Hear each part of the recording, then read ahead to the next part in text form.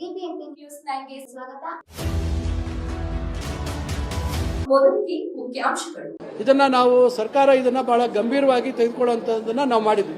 ಇಷ್ಟಾದ್ರೂ ಇಷ್ಟೆಲ್ಲ ಪ್ರಚಾರ ಆಗಿ ಇಷ್ಟೆಲ್ಲ ಗೊತ್ತಿದ್ರೂ ಸಹ ಮತ್ತೆ ಇದೇ ರೀತಿಯಾದಂಥ ಮನಸ್ಥಿತಿ ಉಳ್ಳವರು ಇರ್ತಾರೆ ಅಂತಕ್ಕಂಥದ್ದಕ್ಕೆ ನೋಡಿದಾಗ ಎಲ್ಲೋ ಒಂದು ಕಡೆ ಇಲ್ಲ ಅವ್ರಿಗೇನಾದ್ರೂ ಮನಸ್ಥಿತಿ ವಿಕೃತವಾದಂಥ ಮನಸ್ಥಿತಿ ಇರಬೇಕು, ಇಲ್ಲ ಅವರು ಯಾರಾದರೂ ಇದ್ರ ಹಿಂದೆ ಇದ್ದು ಇದನ್ನ ಮಾಡಿಸಿ ಸರ್ಕಾರಕ್ಕೆ ಕೆಟ್ಟ ಹೆಸರು ತರುವಂಥದ್ದು ಇರ್ಬೋದಾ ಏನು ಅಂತಕ್ಕಂಥದ್ದು ನಮಗೆ ಆಶ್ಚರ್ಯ ಆಗ್ತದೆ. ಯಾಕಂದ್ರೆ ಈ ರೀತಿಯಾದಂಥ ನಡವಳಿಕೆಗಳು ಏನೋ ಒಂದು ಅಚಾತುರ್ಯವಾಗಿ ಏನೋ ಫಸ್ಟ್ ಟೈಮ್ ಏನಾದರೂ ಆ ಥರ ಎಡವಟ್ಟಾಗಿದ್ರೆ ಆಯ್ತಪ್ಪ ಏನೋ ಗೊತ್ತಿಲ್ದಿರ ಮಾಡಿದಿರೋದು.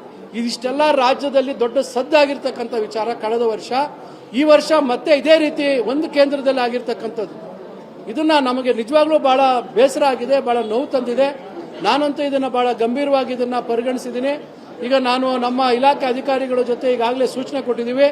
ಇದಕ್ಕೆ ಮುಂದೆ ಈ ರೀತಿ ಮಾಡಿದಂಥವರಿಗೆ ಇವತ್ತು ನಮ್ಮ ಏನು ಕಾನೂನಿನಡಿಯಲ್ಲಿ ಯಾವ ಒಂದು ಕಠಿಣವಾದಂತಹ ಶಿಕ್ಷೆ ಇದಕ್ಕೆ ಕೊಡ್ಲಿಕ್ಕೆ ಸಾಧ್ಯ ಇದೆ ಅಂತಕ್ಕಂಥದ್ದನ್ನ ಪರಿಶೀಲನೆ ಮಾಡಿ ಮತ್ತು ಮುಂದಿನ ವರ್ಷದಲ್ಲಿ ಇದನ್ನ ಮುಂಚಿತವಾಗಿ ಇದ್ರ ಬಗ್ಗೆ ಎಲ್ಲರಿಗೂ ಬಹಳ ಸ್ಪಷ್ಟವಾಗಿ ಹೇಳ್ತಕ್ಕಂಥದ್ದು, ಕೂಡಲೇ ಅವ್ರನ್ನ ದೊಡ್ಡ ಮಟ್ಟದಲ್ಲಿ ಯಾವ ಶಿಕ್ಷೆಯನ್ನು ಕೊಡ್ಲಿಕ್ಕೆ ಸಾಧ್ಯ ಇದೆ ಕಾನೂನಿನ ಚೌಕಟ್ಟಿನಲ್ಲಿ ಅಂತಕ್ಕಂಥದ್ದನ್ನ ನಾವು ಮುಂಚಿತವಾಗಿ ಎಲ್ಲರಿಗೂ ತಿಳಿಸುವಂತ ಕೆಲಸವನ್ನ ನಾವು ಮಾಡಬೇಕು ಅಂತಕ್ಕಂಥದ್ದು ಈಗಾಗಲೇ ಸೂಚನೆ ಕೊಟ್ಟಿದ್ದೀವಿ.